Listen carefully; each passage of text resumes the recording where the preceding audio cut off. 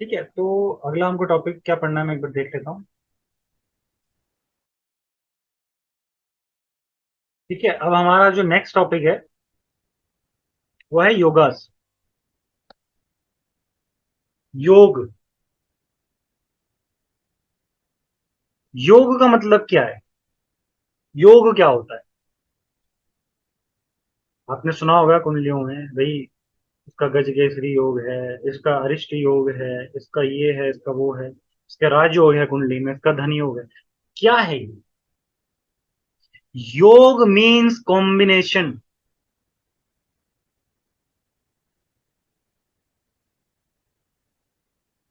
हर एक प्लैनेट एक ऊर्जा कैरी करके चल रहा है। मार्स फिजिकल एनर्जी,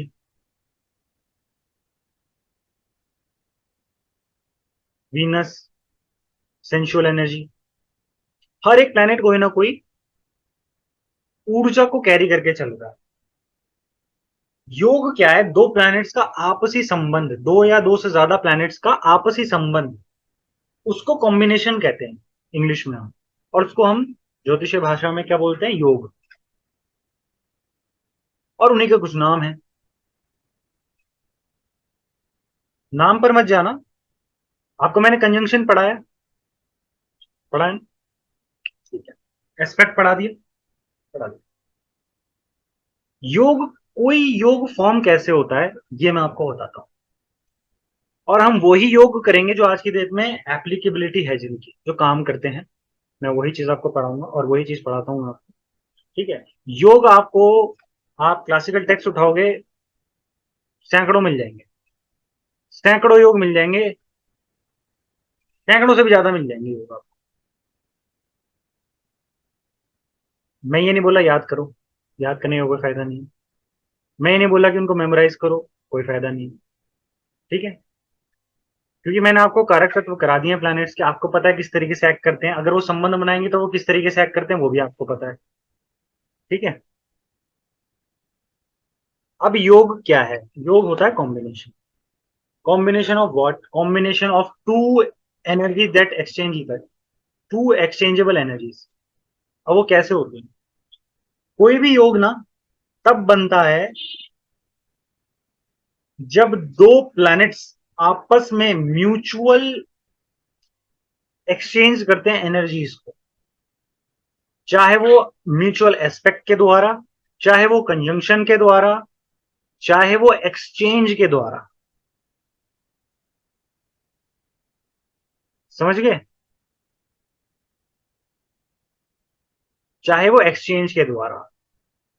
अभी एक्सचेंज क्या होता है ये मैंने आपको नहीं पढ़ाया था, ये मैं आपको पढ़ाता हूं। कंजंक्शन पढ़ा दिया, एस्पेक्ट पढ़ा दिया, अब आते हैं प्लैनेट्स के उस संबंध पर जिसकी इंपॉर्टेंस बहुत है। और मैक्सिमम लोग जो है ना इसको नका मतलब इग्नोर कर देते हैं, भूल जाते हैं देखना, भूल जाएंगे। What is exchange? कोई एक्स प्लैनेट है, वो किसी वाई प्लैनेट की राशि में बैठा है। और जो वाई प्लैनेट है वो एक्स प्लैनेट की राशि में बैठा है। समझ गए? तो ये क्या हुआ? एक्सचेंज हुआ, इसको एक्सचेंज बोलते हैं। तो क्या हुआ? जब एक्स प्लैनेट एक्टिवेट होगा तब वो वाई को भी एक्टिवेट करेगा, वाई के रिजल्ट आ रहे हैं। और जब वाई एक्टिवेट हुआ तो एक्स के रिजल्ट आ रहे हैं। समझ गए? मतलब कि मेष लगन की कुंडली है, बनाओ कुंडली बनाओ।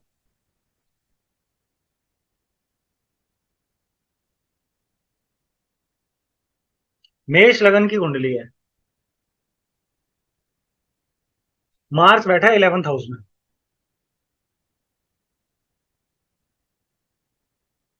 सैटर्न बैठा है लगन में।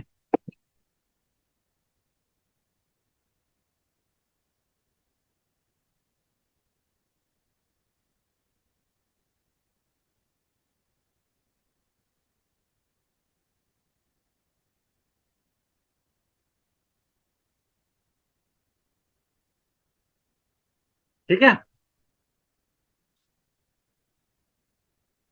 तो अब होगा क्या? यहां पे क्या हुआ? दो प्लैनेट्स का आपस में म्यूचुअल एक्सचेंज हो गया। राशि परिवर्तन बोलते हैं इसको। राशि परिवर्तन हो गया। इससे बड़ा और पावरफुल कॉम्बिनेशन है नहीं कोई, इससे और कंजंक्शन से ज्यादा। ये रिलेशंस हैं प्लैनेट्स के, exchange, conjunction and aspect and mutual aspect. ठीक है, अब यहां पे क्या हुआ भाई, मंगल बैठ गया शनि की राशि में और शनि बैठ गया मंगल की राशि में। अब होगा क्या पता है, जब ये मंगल ऑपरेट करेगा ना, तब इस व्यक्ति को पद प्राप्ति होगी, तब इस व्यक्ति के गेन्स होंगे। समझना बात को। और जब सैटर्न ऑपरेट करेगा ना, तब इस व्यक्ति को पीड़ाएं भी हो सकती हैं और इसकी व्यक्ति की हेल्थ भी इंपैक्ट कर सकती है।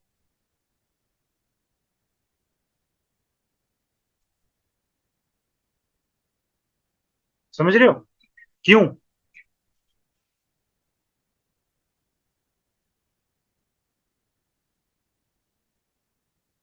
सैटर्न रिजल्ट क्या दे रहा है, वो बैठा मंगल के एक हाउस में, लेकिन वो दूसरा हाउस भी एक्टिवेट कर रहा है। क्यों? क्यों? क्योंकि वो राशि परिवर्तन है दोनों का, शनि और मंगल का। ये इसी तरीके से स्टडी करना जिस तरीके से आप स्टडी करते हो। क्या क्या स्टडी करते हो? कंजंक्शन। ये उसी तरीके से स्टडी करना। ये सैटर्न मार्स का कॉम्बिनेशन बन गया है, मतलब कि इस व्यक्ति का जो प्रोफेशन है वो मार्स से मंगल से जुड़ गया है। ये मंगल से रिलेटेड कोई टेक्निकल फील्ड में जाएगा तो बढ़िया रहेगा, कोई स्किलफुल वर्क करेगा, प्लम्बिंग या सिक्योरिटी वर्क में जाएगा, आर्मी, पुलिस, इन सब में जाएगा तो इसके लिए बढ़िया रहेगा।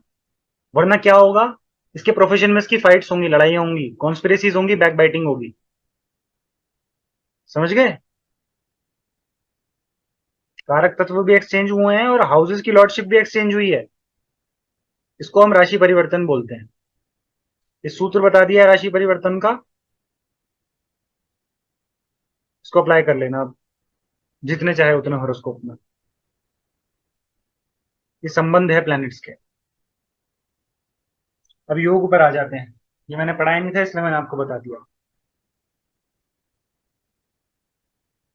योग क्या है? योग है कॉम्बिनेशन। मैंने आपको पैक पढ़ाया था,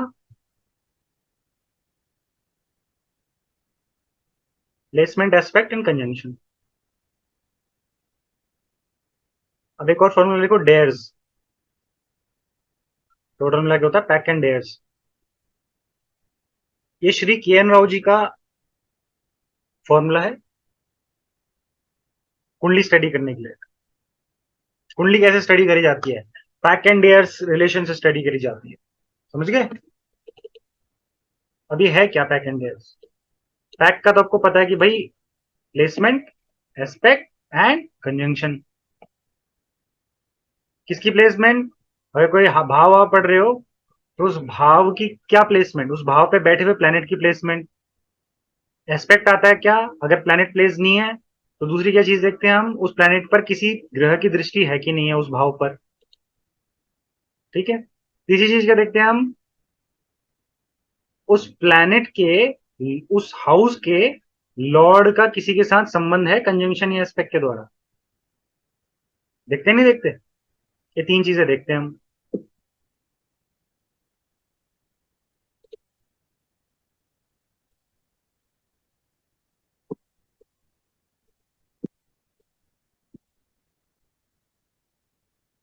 years, D A E R, sorry, DARES।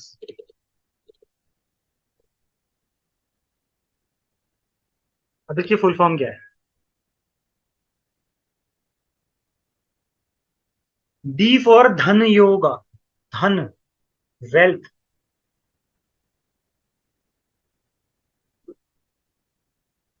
Monetary gains, assets, resources, that is meant by धन।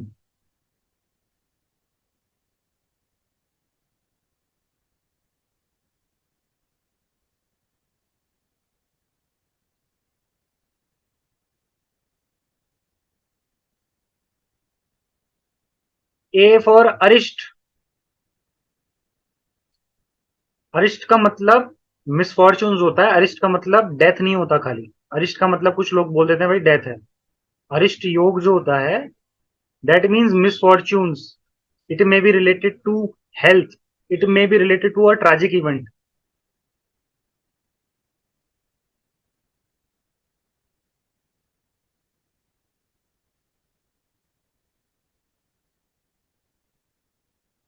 Are, Rajyoga.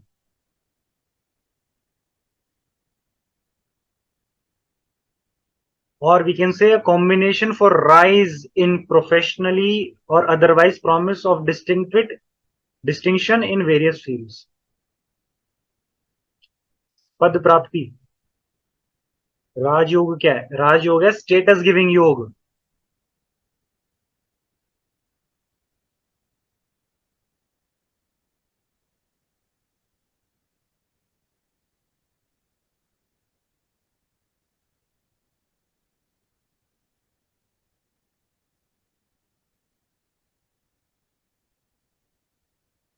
E, E for exchange, जो मैंने अभी पढ़ा है आपको। Some horoscopes have some very special features, ठीक है ना, जो कि मतलब many astrologers overlook and commit some serious mistakes. और वो क्या है? वो एक्सचेंज है।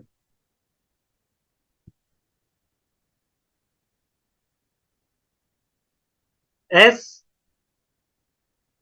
S for special aspect if any in the horoscope. Special aspect मतलब कोई ऐसा कोई कॉम्बिनेशन बन रहा है स्पेशल, जो आपको रीड करना है। ठीक है, कोई ऐसा कुछ योग बन रहा है जो आपको रीड करना है। ठीक है। स्पेशल एस्पेक्ट में बहुत सारी और चीजें आती हैं। ठीक है। जो मैं आपको चीजें यहाँ पे बताई हैं, धन, अरिष्ट और राज, ये मेन है। इसके अलावा और भी बहुत सारे योग हैं जो मैंने आपको बोला। क्लासिक्स में आपको हजारों योग मिल जाएंगे। गज केसरी योग बोलते हैं कुछ लोग, मून और जुपिटर का कॉम्बिनेशन। ठीक है। राज लक्षण योग बोलते हैं, सन जुपिटर का कॉम्बिनेशन। ऐसी और भी बहुत सारे लोग योग हैं, जो सैटर्न मार्स का हो गया। ठीक है, सैटर्न राहु के हो गए, इनको अलग अलग नाम दे रखे हैं क्लासिक्स में। ठीक है। विदाउट कंसिडरिंग द लॉर्डशिप, केवल कारक तत्वों के बेसिस पे योग भी होते हैं। जैसे जुपिटर मून का कॉम्बिनेशन हो गया गज केसरी योग, है ना। तो ये है वो, S stands for that extra aspects of horoscopes. ठीक है।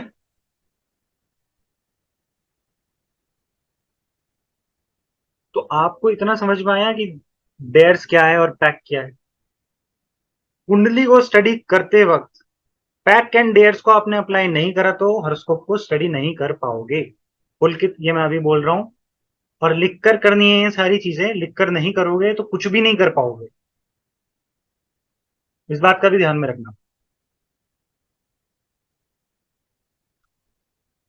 ठीक है। अब ये धन योग कैसे बनता है, अरिष्ट योग कैसे बनता है, तो अभी डिस्कस करेंगे हम। राजयोग कैसे बनता है, अरे कुंडलियों पे अप्लाई भी करेंगे, हॉरोस्कोप्स पे अप्लाई भी करेंगे। और आपने practice as a homework apply भी करना है। हाथों से लिख कर मुझे आपने नहीं भेजा तो वो फिर अगली क्लास में खिंचाई। क्योंकि मैंने पहले भी आपको एक बार होमवर्क दिया था, आपने मेरे को लिखकर नहीं दिया था। ठीक है। हैंड रिटन बोलो। चलो ठीक है। तो पैक एंड डेयर्स जो है ना, ये राव साहब का है फॉर्मूला। ये राव साहब ने ही बनाया था कुंडली को स्टडी कैसे किया जाए। और ये बहुत ही मतलब बेस्ट अप्रोच है हॉरोस्कोप को स्टडी करने के लिए। कोई भी कुंडली स्टडी करनी हो, पैक एंड डेयर से ही स्टडी होती है। कुंडली दो तरीके से स्टडी करी जाती है। एक स्टैटिक प्रॉमिस, एक होता है डायनामिक। स्टैटिक देखते हैं हम, कुंडली रीड कर रहे होते हैं नॉर्मली, कि ये लॉर्ड यहाँ पे, ये लॉर्ड यहाँ पे, ये लॉर्ड ऐसा है, ये लॉर्ड ऐसा। डायनामिकली दशा से रीड किया जाता है कि कौन सी दशा चल रही है, कौन सी दशा के विद रिस्पेक्ट दूसरी दशाएं काम कर रही हैं, अंतरदशाएं, प्रति अंतरदशाएं। समझ गए? वो डायनामिक प्रॉमिस हो। स्टैटिक प्रॉमिस अभी हम कर रहे हैं, मैं डायनेमिक पार्ट पे आपको लेकर नहीं आया क्योंकि डायनेमिक के अलग सूत्र है। ठीक है, तो पैक एंड डेयर्स से ही आपको हॉरोस्कोप को स्टडी करना है। मैंने पहले भी बताया है, कोई भी भाव स्टडी करना हो, सबसे पहली चीज प्लेसमेंट ऑफ प्लैनेट, दूसरी चीज उस भाव पर कोई प्लैनेट एस्पेक्ट दे रहा है कि नहीं दे रहा, एस्पेक्ट ऑन दैट हाउस। तीसरी चीज उस भाव का जो अधिपति है उसको स्टडी करना है, क्या कोई प्लैनेट उससे म्यूचुअली या सिंगल रिलेशन बना रहा है कि नहीं बना रहा। ठीक है, अब कोई कॉम्बिनेशन बनता है तो वो कैसे बनता है, वो म्यूचुअल संबंध की वजह से बनता है। जो भी हम योग पढ़ेंगे उसमें दोनों प्लैनेट का, तीनों प्लैनेट का या चारों प्लैनेट का जो है ना म्यूचुअल संबंध होता है, तब जाके वो योग क्रिएट होता है। वन साइडेड संबंध नहीं बोल रहा मैं, वन साइडेड रिलेशन नहीं बोल रहा मैं, म्यूचुअल संबंध। समझ गए? अगर सन मून का कोई योग बन रहा है तो इसका मतलब ये है कि एस्पेक्ट के थ्रू अगर बन रहा है तो मतलब सन भी सेवंथ एस्पेक्ट दे रहा है मून को और मून भी सेवंथ एस्पेक्ट दे रहा है, मतलब दोनों आपस में सेवंथ सेवंथ में बैठे हो एक दूसरे से। समझ गए क्या बोलना चाहता हूं मैं? या एक साथ बैठे हुए हैं, तब जाके वो योग क्रिएट हो रहा है, तब जाके वो कॉम्बिनेशन बन रहा है, तब जाके वो म्यूचुअल एनर्जी जो है एक्सचेंज हो रही है। योग हमेशा mutual understanding, mutual exchange of energy से ही बनता है, इस बात का ध्यान में रख लेना। ठीक है।